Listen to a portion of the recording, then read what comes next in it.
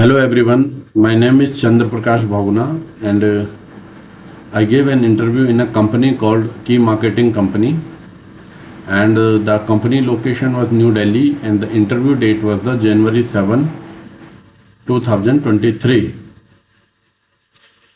So this question was these interview questions were based on the PHP and MySQL and little bit front end. So the first question they asked me unset function in PHP. So unset function is used to destroy a variable or remove a value from an array. So for example, you have a dollar name equal to John and then you are using the unset dollar name and then echo dollar name. So the output will be the undefined variable. In the array, let us suppose you have an array 1, 2, 3 and then you are using the unset array 1, that is the index 1, then print r dollar array. So the output will be 0 equal to 1 and 2 equal to 3. The next question they asked to me multiple inheritance in PHP. So PHP does not support multiple inheritance directly because a class in PHP can inherit from only one parent class. This restriction avoids the complexities and ambiguities of the diamond problem, which can occur in the multiple inheritance scenarios. So for example, you have a trait logger, public function log dollar message, echo log dollar message. Another trait, you have trait notifier, public function notify dollar message, echo notification message. And now you are using a class user and using these trait use logger and notifier. Public function create user dollar name, echo user dollar name created. This log created user dollar name and this notify user dollar name has been added. Now create an object dollar user equal to new user and dollar user create user alias. So user alias created, log created user alias and notification user alias has been added. So these are the output. The next question they asked me difference between the Java and the PHP or comparison between the Java and PHP. So Java general purpose object oriented programming language, PHP server side scripting language designed for web development. Java purpose enterprise application mobile apps Android backend system. PHP dynamic web pages content management system, that is CMS server side scripting. Java faster due to its compiled nature and multi-threading capabilities. PHP slower than Java but improve in PHP 7+. Java highly scalable for enterprise grade systems. PHP is scalable for small to medium sized web applications. Java strict, verbose and strongly typed. PHP simple, forgiving a weakly typed. Java steeper learning curve, suitable for advanced developers. PHP easier to learn for beginners. Java rich frameworks like the Spring Hibernate struts. PHP easier to learn for beginners. Java rich framework like the Spring, okay, this is also I have said. Write once, run anywhere with JVM, Java Virtual Machine. PHP designed primarily for server-side web development. Java large with the focus on enterprise and backend systems. PHP large with the focus on web development. Java enterprise development mobile apps backend system. PHP web development CMS based project. Java enterprise software Android apps game development backend system. PHP dynamic website CMS platform small medium web application. So the summary is Java is better choice for enterprise level scalable and performance heavy applications as well as for mobile app development. PHP is ideal for quick and efficient web development, especially for dynamic websites or project involving CMS platform like the WordPress or Drupal. The next question they ask me, constants in PHP. So constants are a powerful tool in PHP to define fixed values that remain consistent throughout your script. So constants are defined using the define function or const keyword. So define can be used to define constant at runtime, whereas const is evaluated at compile times. So immediately they asked me magic constants. So PHP provides several built-in constants that change depending on where they are used. They are known as the magic constants. So magic constant and description. So how many are they? 1 2 3 4 5 6 7 8. Okay, so 8 magic constants generally we have. So first of all we have to define magic constant, like the start should be double underscore, and in the suffix also double underscore. Okay, so the first is the line, current line number in the file, full path and file name of the file, directory or dir, directory of the file, function name, class name, trait name, method class method name, namespace current namespace. So how many are they? 8. Line, file, dir, function, class, trait, method, namespace. The next question they asked me, hash in password. So password hashing in PHP is a process of converting a plain text password into a secure encrypted version using the password underscore hash function. This ensures the password is stored safely and cannot be easily read or reversed. For example, you have $password equal to my password 123, that is the plain text password. Now you are using $hash password variable equal to password underscore hash, and then inside that argument you have to provide $password comma password underscore bcrypt. So display the hash password, echo hashed password $hash password. Now verify the password. So if password verify my password 123 comma $hash password, so echo password is correct, else invalid password. Okay, so in the next question they asked me JavaScript in PHP. So you can embed JavaScript inside PHP code to create dynamic web pages. PHP is executed on the server side while JavaScript runs on the client side. You can use PHP to generate JavaScript code dynamically and output it into the HTML.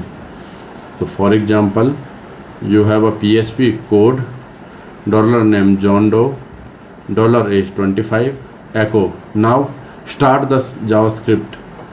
So script let name equal to $name, let age equal to $age, alert, and inside the argument name and age. Then close the script.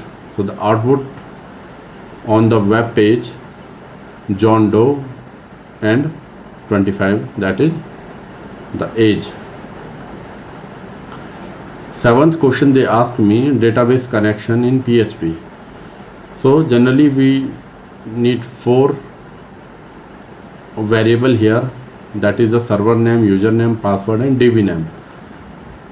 Okay, so let us suppose $server name localhost, $username root, $password blank, $DB name my underscore database. Now create a connection, $con equal to new MySQLi, and in the argument you have to provide those 4 parameters: server name, username, password and DB name. Now check the connection. If $con connect underscore error, then die connection failed dot dollar con connect underscore error. Else, or you don't need to use else, just write the echo connected server successfully. Now for the optional or the good practices, always close the connection. So dollar con close. Okay. So the next question they asked me, command line PHP run. So let us suppose you have a PHP file example.php echo hello command line. Okay, so run the script in terminal. So how can you use? So use the PHP example.php, then you will get the output hello command line. 10th question they asked me, persistent connection or pconnect. So a persistent connection is a database connection that does not close after the execution. That is why the name of the connection is the persistent connection. Okay, so a persistent connection is a database connection that does not close after execution of a script. Instead, it remains open and is reused by other scripts, reducing the overhead of establishing a new connection each time. So in PHP, persistent connections are enabled using the pconnect method in MySQL or similar database extension. So how to use persistent connection? So MySQLi persistent connection. So you can enable a persistent connection in MySQLi by prepending p colon to the host name. So let us, you have the 4 variable: server name, username, password and db name. So in server name you can use p colon localhost. So p will make it persistent. Okay, now you have to give the value like the username root, password blank, db name my database. Now establish persistent connection. $con equal to new MySQLi, then provide 4 parameters: server name, username, password and db name. Now if $con connect error die connection failed dot $con connect error, echo persistent connection established successfully outside the loop, you have to write. Also you can use the PDO persistent connection. For PDO you can enable persistent connection by setting the PDO :attr underscore persistent attribute. So the server name would be MySQLi :host equal to localhost, db name my underscore database, username root, password blank.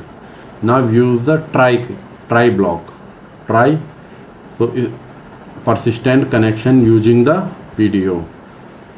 So $option variable equal to PDO attr persistent equal to true. So this is the persistent connection. PDO :attr error mode, PDO error mode underscore exception. So that is the error mode. Now $PDO equal to new PDO, $localhost, username, password, options. Now echo persistent connection established successfully. So catch PDO exception $e, echo connected connection failed $e get message. Okay, so this was the PDO persistent connection. 11th question they asked me, image types in PHP. What is this function all about? So the image type function in PHP is used to determine the types of image format that are supported by the current PHP installation based on the available GD library. It returns an integer value which is a combination of supported image type represented by constants. So for example, you have an variable dollar supported type equal to image types. Now check for support of specific image format. If dollar support type and img gif, so echo GIF image are supported. Okay. If supported type and img jpg, so echo jpg image are supported. If dollar support type and img png, echo png images are supported. If dollar supported type and img wbmp, echo wbmp image are supported. If supported type and img xpm, echo xpm image are supported. So the output will be the GIF image are supported, JPG image are supported, and PNG images are supported. Okay, so the image type function is all about determine the type of image format. Okay, this is for the format. Next question they ask me, conditional operators. So if executes a block of code if the condition is true. If else executes one block if the condition is true, another if false. Else if checks multiple conditions. Switch checks a variable again multiple values and execute the matching cases. Ternary operator, a compact version of if else to return a value based on a condition. So let us suppose you have a variable dollar image equal to 15. Now dollar status equal to dollar age is greater than equal to 18, question mark adult colon minor. Okay, echo dollar status. So already we have declare dollar age variable 15, and in the ternary operator we are using dollar age is greater than 18. So it's not greater than 18, it's less than 18. So first was the adult and second was the minor, so it will return the minor. Next question they ask me, endif in PHP.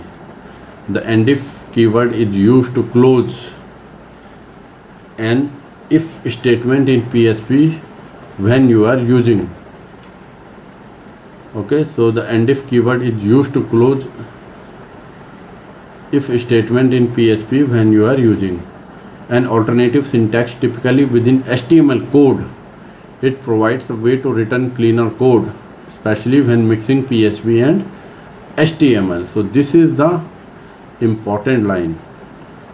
Endif in PHP, especially when mixing PHP and HTML.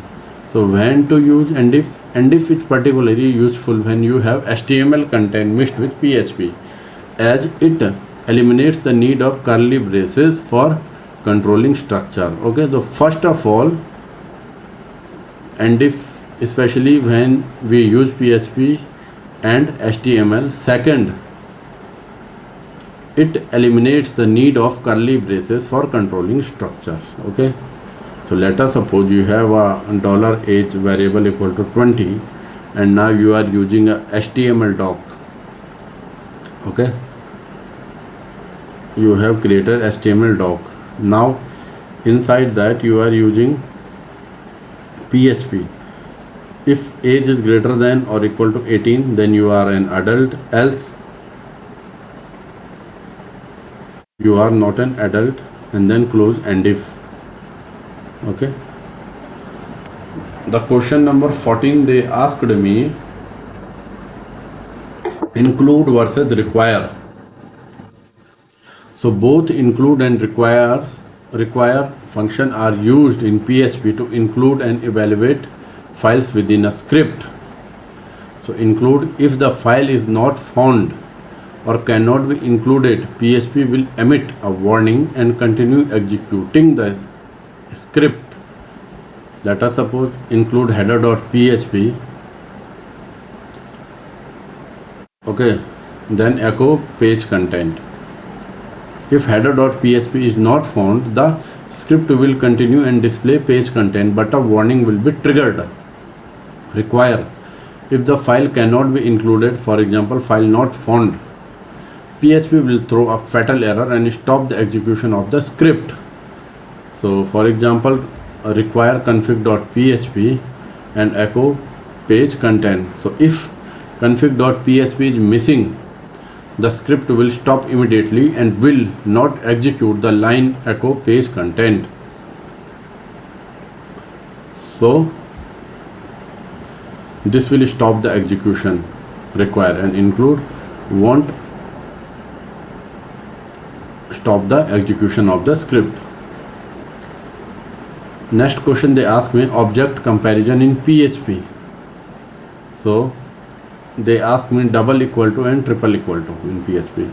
So the double equal to, that is a comparison operator in PHP. It used to compare two values of equality.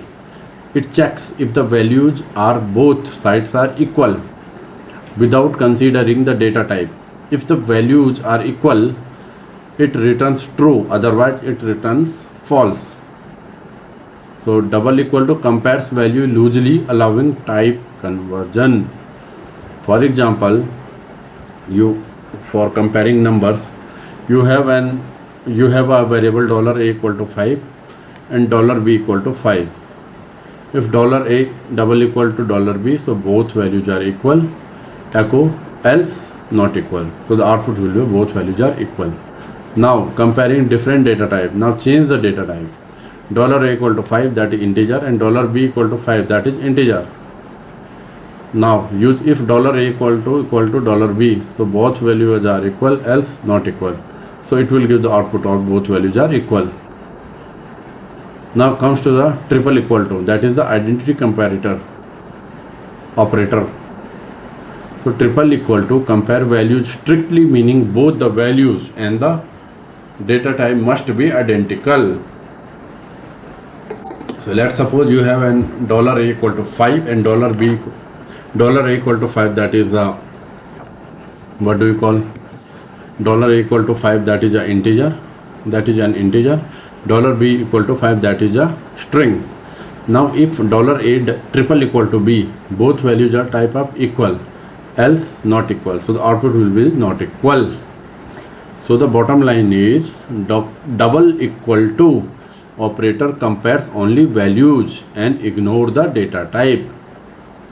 It performs type conversion to compare different types, which can sometimes lead to unexpected result. Okay. Use double equal to when you care only about values, and triple equal to when both values and type need to be matched. Okay. So the 16th question, they asked me height of the image function. Okay. So there is a function called get image size. Okay. If get image size 0, it will show the width of the pixel. If it is 1, then image height of pixels. If 2, image type constant. If 3, string containing HTML image tag for use in SRC attributes. 4, image bit depth only for certain types. So what is the most important in this function? 1 and 0. 0 shows image width in pixel and 1 shows the height of the pixel. For example, you have $image path. Okay. Now image detail, and you are using the get image size, and inside that you are using that variable image path. Okay. Now if $image details, the height of the image is image details 1, so this 1 will show the height. pixel, else the image could not be loaded. So the output will be the image of the height of the image is 500 pixels. Okay, so 1 is for the width and 0 is for the width and 1 is for the height of the pixel. So this was the end of the interview, and the company name was the Key Marketing Company, location was New Delhi, and the interview date was the January 7, 2023. So I will share more interview question with you. Till then, bye.